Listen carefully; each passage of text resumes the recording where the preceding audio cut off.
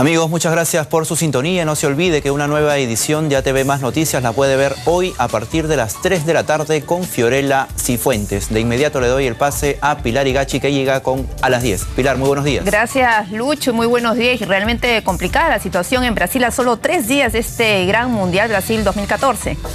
Sí, es, Pilar, preocupante esta situación, pero de otro lado ya todo está quedando listo, como bien indicas, para la gran fiesta del fútbol que se va a inaugurar este jueves 12 y con una transmisión en exclusiva y gratuita, por supuesto, a través del grupo ATV.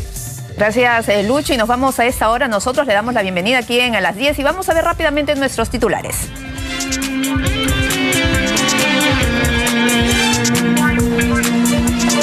Médicos del Ministerio de Salud iniciaron una huelga de hambre en reclamo a mejoras salariales y laborales. Demandaron al presidente Humala ser flexible y atender sus demandas. Esta madrugada la Municipalidad de Lima realizó un operativo de desalojo y recuperó la urbanización en Manzanilla de la Victoria, que había sido tomada por más de 25 años por ambulantes.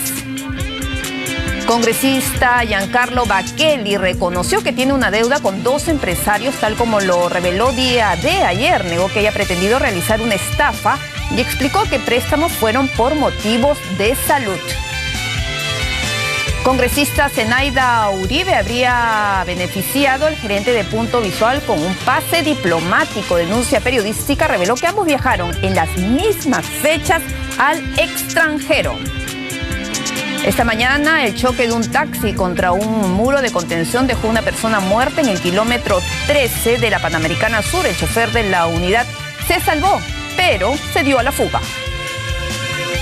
Al menos 27 muertos deja el ataque talibán contra el aeropuerto internacional de Karachi, el principal de Pakistán.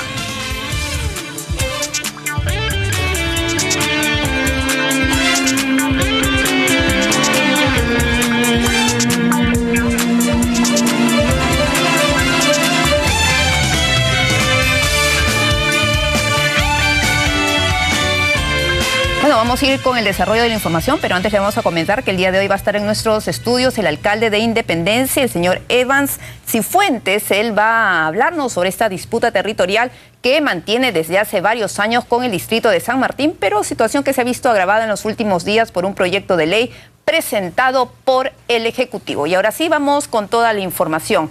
Como parte de la paralización de sus labores, los médicos del Ministerio de Salud acatan desde hoy una huelga de hambre en reclamo a mejoras salariales y laborales. En entrevista con ATV Más Noticias, el presidente de la Federación, Jesús Bonilla, dijo que 4 de sus colegas iniciaron con la medida de protesta con el fin de sensibilizar al gobierno y que se atiendan sus demandas. Mencionó que existe la convocatoria para 2 médicos por cada región se sumen a la huelga de hambre en los próximos días. En otro momento, Bonilla, el dirigente, lamentó que la ministra del sector, Midori de Javish, no busque canales de diálogo. El Centro del Adulto Mayor, que pertenece a las instalaciones al Colegio Médico del Perú. Están presentes con nosotros acá la doctora Mirta Flor de María Quispelaya, ¿no?, que pertenece al Centro de Salud y Camargas del Lurigancho, Chosica, la doctora Sandra Isela Esparza Pérez, que trabaja en el Ministerio de Salud, el doctor Óscar Manuel Munire Morales, que trabaja en el Instituto Nacional de Ciencias Neurológicas, y el doctor Manuel Alicio Riera Rodríguez, que trabaja en el puesto de salud Villa de Ancón, Red de Salud Puente Piedra. Son los 4 colegas que inicialmente están acatando esta medida de fuerza y que probablemente en los próximos días se estén incorporando muchos colegas más a esta protesta. Para nosotros es fundamental el tema de la reforma de la salud, que en estos momentos el Ministerio de Salud prácticamente pretende implementar un proceso ya fracasado en otros países de Latinoamérica y obviamente de espaldas a sus trabajadores y a la población en general. Bueno, en otro momento Jesús Bonilla hizo un llamado al propio presidente Ollanta Humala a ser más flexible y atender sus demandas. Asimismo, informó que hasta el momento a nivel nacional 350 médicos han puesto su cargo a disposición. En estos momentos tenemos unos 350 médicos, jefes de departamento y de servicios de centros y puestos de salud que ya pusieron su cargo a disposición de las autoridades correspondientes, ¿no? Es más, existe en discusión inclusive la renuncia masiva de médicos a su centro de trabajo producto de esta intransigencia del gobierno. Creemos que es importante demandar al gobierno, al presidente de la República sobre todo, ¿no?, para que de una vez tomen la decisión política de flexibilizar su posición, porque efectivamente con intransigencias la huelga va a continuar. Bueno, vamos a cambiar de tema. Esta madrugada la Municipalidad de Lima realizó un sorpresivo operativo de desalojo y recuperó 9 dameros de la urbanización Manzanilla de La Victoria, que había sido prácticamente tomado por más de 25 años por ambulantes.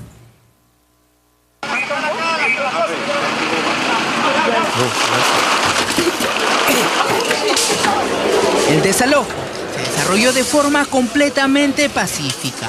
Esta madrugada, 9 dameros de la urbanización Manzanilla de La Victoria fueron recuperados por la Municipalidad de Lima. Hace más de 25 años, sus pistas y veredas habían sido tomadas por comerciantes ambulantes. Nadie que ha sido elegido para poner orden y dar seguridad a la ciudad puede sustraerse de la obligación de recuperar los espacios públicos. No puede haber 25 años de ejercicio de actividades informales en la vía pública.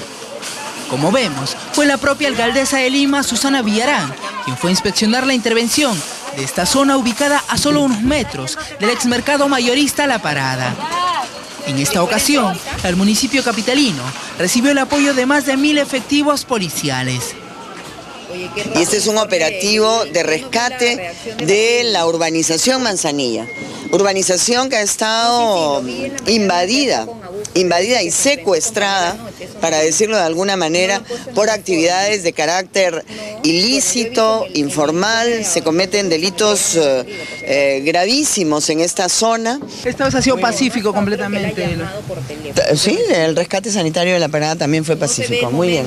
La alcaldesa calificó esta zona como un cáncer de la ciudad, donde no solo reinaba la informalidad y la delincuencia, sino también la propia prostitución. Los ambulantes salieron de forma pacífica. Todos ya habían sido notificados previamente. Joven, si van a limpiar todo esto desde arriba, de 28 y Ayón, las verduras se van a quedar ahí. Es que yo trabajo porque mis hijos, yo también ya estoy de edad. Tengo nietos que mantener y mis hijos no tienen trabajo. El plazo vence el 15 y obviamente la mayoría de las comunidades están esperando el último minuto. Aquí también encontramos a una ambulante bastante conocida en nuestro medio. Ella es de Silda Villalba, nada menos que la ex esposa del reconocido cómico Melcochita. Yo mañana arranco, vendo mi basura y provincia metera, chivolo.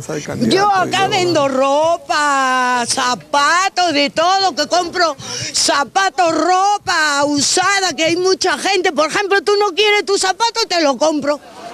De Silda, fiel a su estilo, envió este mensaje a Villarán por el desalojo.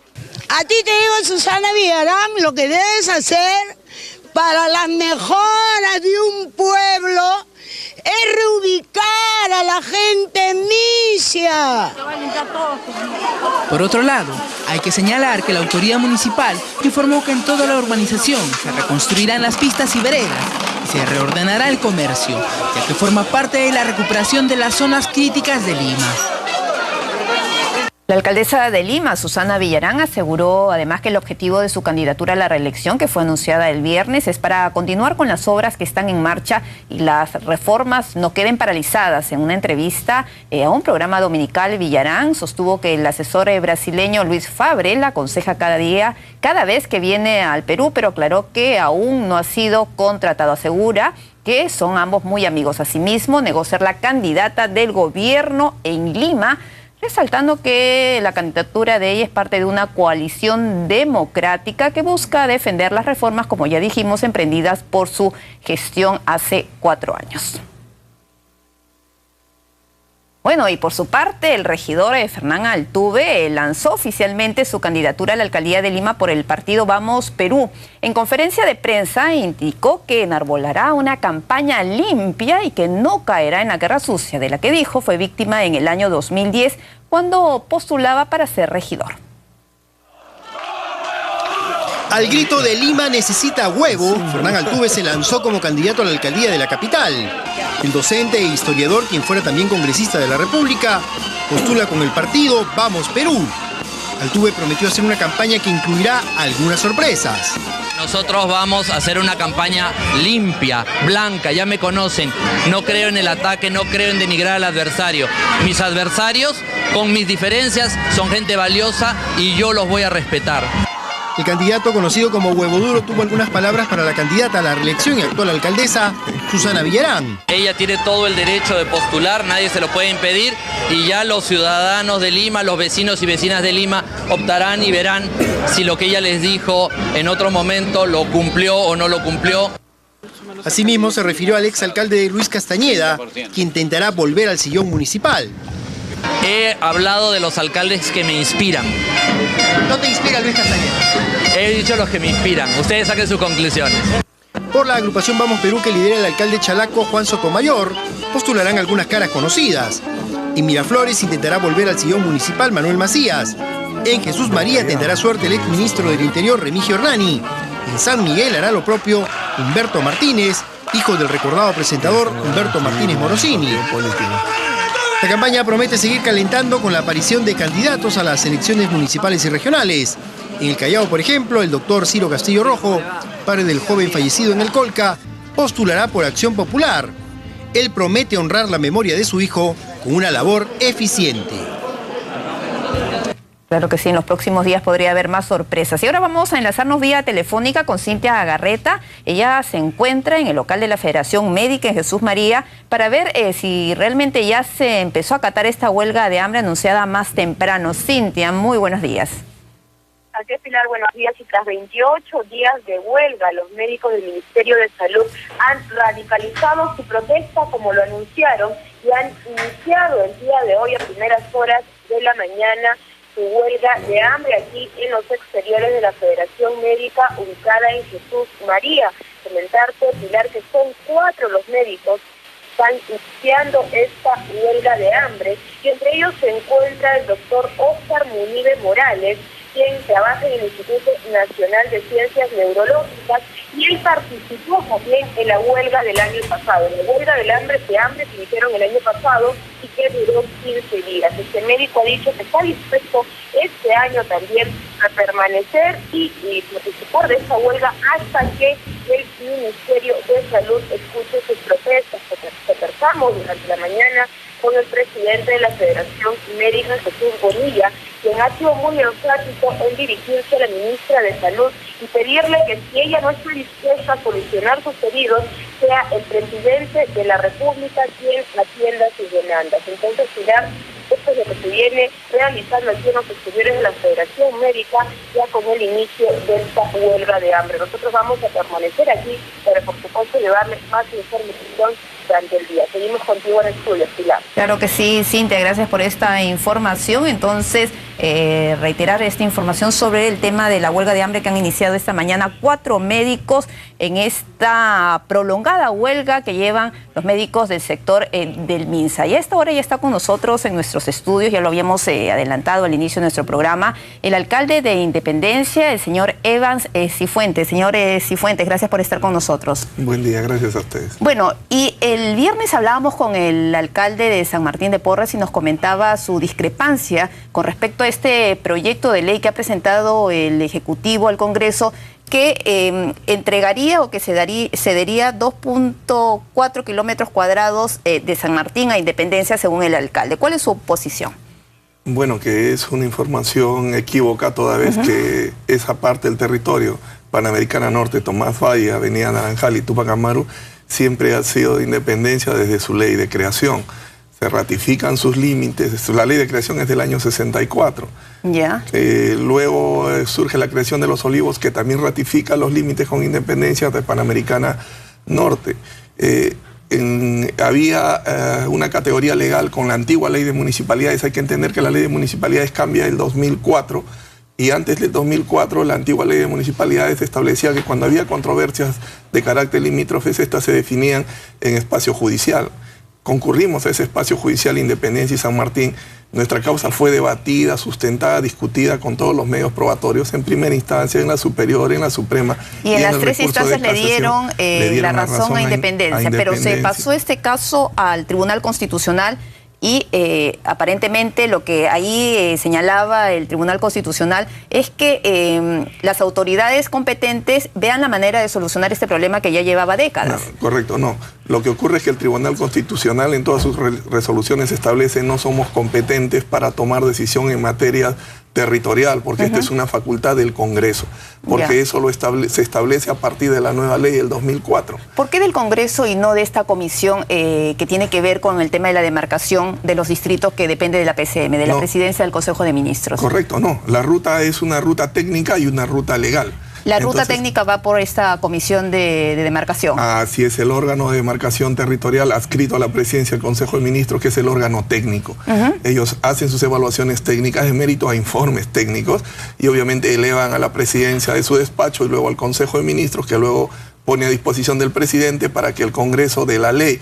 ¿Por qué? Porque de acuerdo a la Constitución los distritos y sus límites se crean o pueden variar en mérito a leyes. Lo que cuestiona para también presentar ambas partes el alcalde de San Martín es que esta parte técnica no se ha dado como debería ser, a tal punto que señala, usted refútelo si quiere, en el plan nacional que se presentó en el 2013, en el año pasado, que fue suscrito por esta comisión de demarcación del mismo... No, fue suscrito por el primer ministro de ese entonces, no se incluía dentro de los distritos con problemas limítrofes a Independencia y San Martín. Claro, le explico. La Independencia no tiene zona en conflicto con San Martín, nunca la ha tenido porque esa es una categoría técnica que tiene que ser establecida a través de una resolución, no es una percepción vecinal de algunos vecinos que puedan pensar en contrario. Lo otro que es importante recalcar también es que todas los comercios, las industrias ahí instaladas tributan a Independencia, siempre lo han hecho, porque obviamente ellos tienen muy claro a través de sus órganos técnicos legales. ¿Desde cuándo está tributando todas estas empresas a Independencia? Según señala la otra parte, es que ellos empezaron a tributar para evadir la deuda que tenían con San Martín a raíz, si no me equivoco, de la ley de creación de los olivos. Pero bueno, hay que sustentar los dichos en todo caso con medios probatorios. ¿Desde hace cuánto tiempo por eso ustedes cuentan con estos pagos? Por ejemplo, el Poder Judicial que se instala en Independencia se crea a través de una resolución del Poder Judicial y ahí dice Independencia. Y su creación desde que se instaló ahí, que fue una de las primeras instituciones públicas de connotación instaladas en esa parte del territorio. El metro se instala en Izaguirre, Panamericana, y desde que se instaló contribuye a Independencia. Megaplaza, que se instaló ¿Cuántos años? ¿De cuántos años estamos hablando? Estamos de Megaplaza, debemos estar hablando cerca de 10 años, y Plaza Norte debemos estar hablando cerca pues, de 7 años, algo así. Entonces, pero si nos remontamos a un poco más atrás. No existían. ¿Cómo iban no. Obviamente esa zona comercial no existía, pero habían terrenos, no era nada. No, claro, le explico. ¿Y esa era propiedad que también tenía que tributar o no tributaban? Claro que sí, por eso les explico dos cosas. Los alcaldes tenemos dos normas fundamentales que establecen nuestras capacidades de gestionar. Una es la ley de municipalidades. En ella se establece claramente qué somos capaces de hacer legalmente y qué no estamos permitidos de hacer. Y la otra ley es nuestra ley de demarcación, cuáles son los límites de nuestras competencias. En mi condición de alcalde yo no podría normar en un territorio de Comas ni de San Martín. Entonces, por lo tanto, esta zona que está establecida por ley, porque la ley dice cuáles son nuestros límites, no hay cuestionamiento, no hay interpretación. Entonces, a veces no se quiere... En todo caso, ¿por qué cree que se dé este tipo de interpretación antojadiza, en todo caso, según usted, por la otra parte? Porque hay personas que... Y no solamente de ahora, de la época de los centros comerciales, donde uno puede decir, bueno, la zona es rentable, altamente rentable económicamente y por eso está la disputa.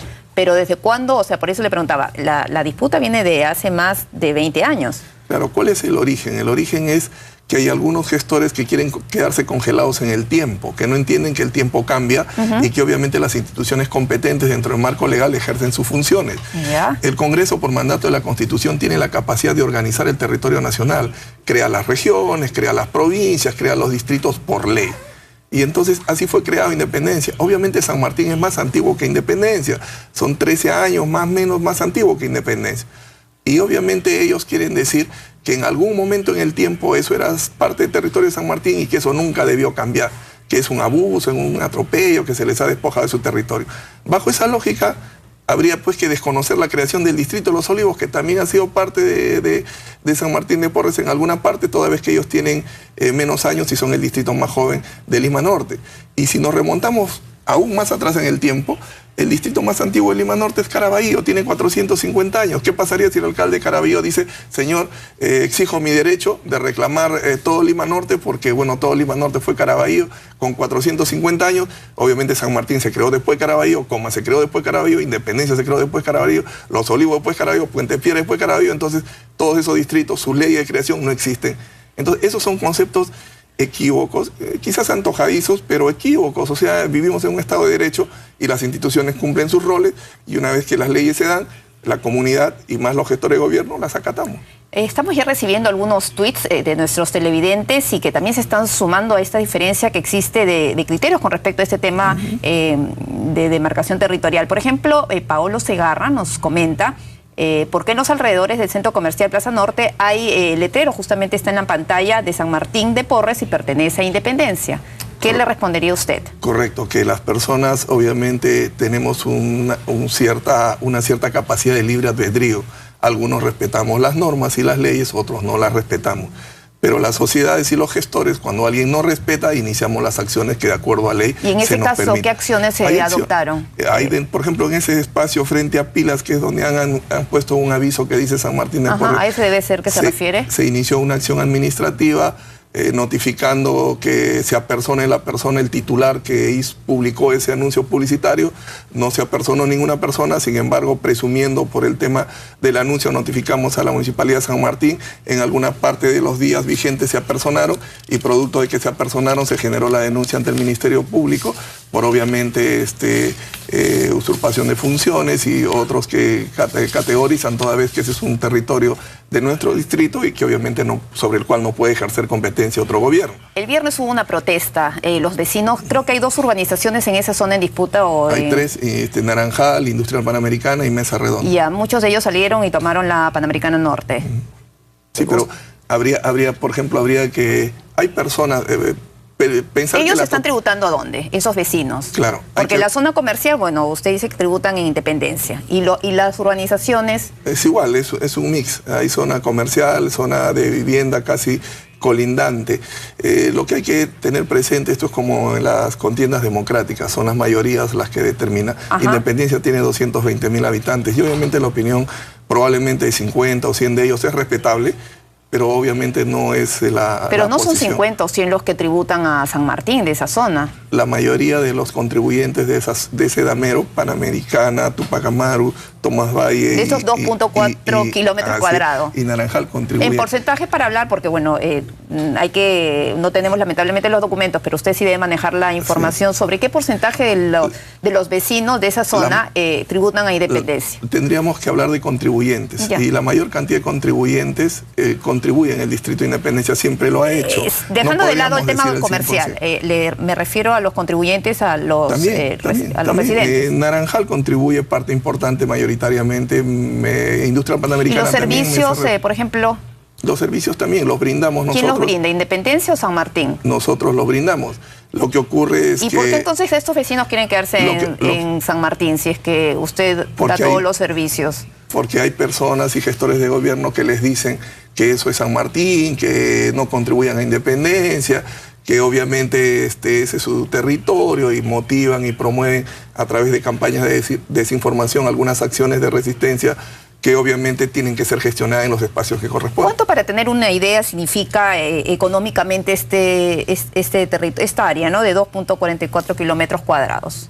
Que según el proyecto de ley que envió el Ejecutivo al Congreso, tendría que ser transferido a Independencia. A ver, es que transferido es que te den algo que no sobre lo que nunca pertenece. Claro, lo que está haciendo el gobierno central es simplemente concluir con un trámite administrativo que llega a ese espacio, porque así lo norma la ley, que se inició en los órganos técnicos del Consejo de la Presidencia. Pero lo que la gente quiere saber, ¿cuánta plata? Sí, dinero contante y sonante. ¿Cuánto más o menos significa eso? Habría que costear la totalidad, pero en el caso de Independencia, obviamente es el grueso de de sus ingresos por rentas, toda vez que Independencia pues tiene una zona en la ladera de los cerros, una zona intermedia a la Túpac Amaru y la Túpac Amaru a la Panamericana, una zona industrial. Daniel Rojas, y es algo que todos se preguntan, y le pregunté también al alcalde, ¿por qué siempre en época electoral empiezan con este tema limítrofe?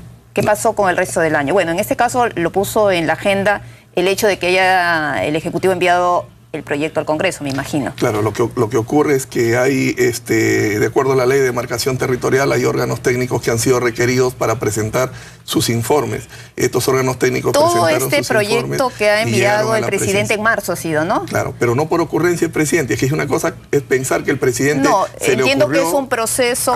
Lo que yo quería preguntarle, ¿cuenta con todo el sustento técnico de todas las entidades de esta comisión de demarcación, de la PCM? Así es, o sea... ¿De qué instancias? De los órganos técnicos adscritos a la presidencia del Consejo. El órgano de descentralización y regionalización de la presidencia del Consejo de Ministros es un órgano técnico especializado, obviamente cuya opinión es la opinión de un perito, de un especialista.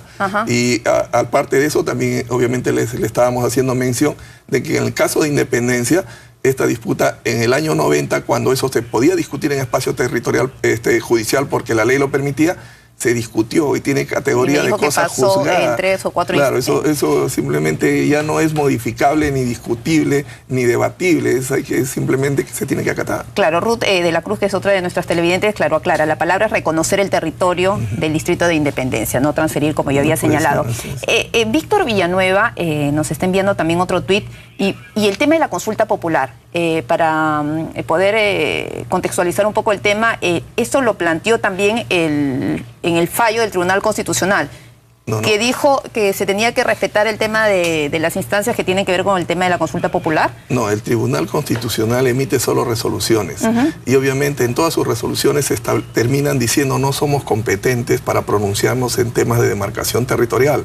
Pero y en casos donde hay disputa o hay problemas limítrofes, hay posiciones encontradas, no cabe. ¿Qué dice la ley sobre el tema de la consulta popular? No, la ley dice de demarcación territorial y regionalización, argumentaba la categoría de zona en conflicto. ¿Cuándo se invoca la categoría de zona en conflicto? Cuando hay zonas alejadas de sus comunidades, en zonas, pues, por ejemplo, de fronteras, en zonas difíciles, donde la presencia del gobierno no existe, donde no hay servicios básicos, obviamente los pobladores pueden invocar su categoría de zona en conflicto. Es decir, señores, que el órgano competente se pronuncie y nos permita acogernos. Entonces, en esos casos se somete a una consulta. Pero en este caso, Independencia no tiene zona en conflicto. Esa categoría nunca fue invocada, nunca fue aprobada, nunca fue declarada. Lo que hay es, obviamente, algunas opiniones respetables de algunos vecinos, que en todo caso son sus opiniones. Lo que impera es un Estado de Derecho donde hay que cumplir la ley y las normas, y obviamente las sentencias judiciales también, y que éstas han ratificado a lo largo del tiempo, desde el año 1964 que se creó el distrito, permanentemente, que esa zona es territorio del Distrito de Independencia. Ahora, en el fallo del Tribunal Constitucional se exhortó, al Congreso de la República, al Poder Ejecutivo, que es lo que ha hecho, a la Municipalidad de Lima y Gobierno Regional, para que coadyuven al procedimiento descrito en el artículo 12 de la Ley de Demarcación y Organización Territorial. ¿Este artículo 12 a qué se refiere? Claro, establece, si hubiera una zona en conflicto, que obviamente primero tendría que ser definida, no por la percepción de los vecinos, sino por una categoría, es como, por ejemplo... O sea, ahí no hay zona en conflicto según usted. No existe, porque obviamente eso es una categoría que tiene que establecer el órgano competente, y eso no existe, porque obviamente los servicios son prestados permanentemente por el Gobierno Municipal de Independencia. ¿Y ahora qué acciones han sido ustedes citados a la Comisión de Descentralización, donde se estaba viendo este proyecto de ley, o ustedes ya no tienen ningún tipo de participación? Claro, bueno, obviamente como es un espacio donde se validan los derechos del Distrito de Independencia, nosotros nos apersonaremos, solicitaremos ser escuchados también, y obviamente que nuestras razones y nuestros dichos sean sustentados, en todo caso debatidos, pero la razón legal, la razón de hecho concreto frente a la práctica permanente del gobierno en esa zona asiste al Distrito de Independencia, siempre le ha asistido, y no hay mucho que discutir. Lo que se está haciendo es concluir una acción administrativa que ha pasado, obviamente, que ha llegado al Congreso, porque es el Congreso la última instancia donde tiene que concluir esos informes. Hay toda una confusión. Por ejemplo, Ruth de la Cruz nos dice, claro, no solamente San Martín, si la zona industrial es de Independencia, como usted señala, la mayoría de las empresas dicen ser del distrito de Los Olivos por publicidad. Y justo, no sé si llega a ver ese mapa que nos ha enviado a través del Twitter, señala, si mira el mapa, por ese extremo no es aledaño con el distrito. ¿Qué nos comenta de ese mapa, por ejemplo? A ver, ¿qué pasaría si yo agarro una hoja, dibujo un mapa ahora e incluyo, pues, no sé, hasta la universitaria del distrito de Independencia? ¿Pero ese mapa quién lo ha dibujado? No lo sé.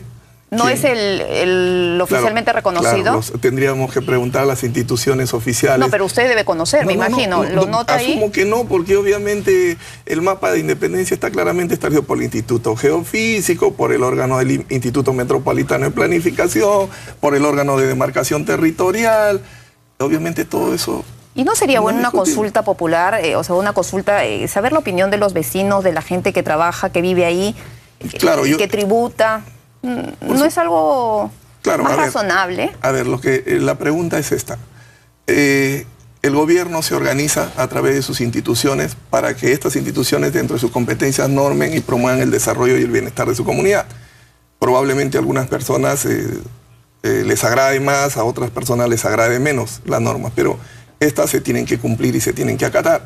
Entonces, si tuviéramos que someter a consulta permanentemente cada una de las cosas, bueno, no sé cuál sería el estado de repente... No de cualquier cosa, pero en este caso que ha pasado por el Poder Judicial, por el Tribunal Constitucional, y ha habido un plan aprobado y presentado el año pasado que tiene que ver con el tema de la demarcación y no incluye el tema de las diferencias que existen entre ambos distritos, y luego aparece este proyecto un poco cuestionado por algunos sectores. Me estoy poniendo un poco también en la parte del alcalde que no está, para que se balancee un poco. Pero esto no es un tema discutible de los gustos de los alcaldes. De repente, no, no solamente de los alcaldes, de los vecinos, y de, por ejemplo, varios tweets que estamos recibiendo que hay una serie de discrepancias, ¿no?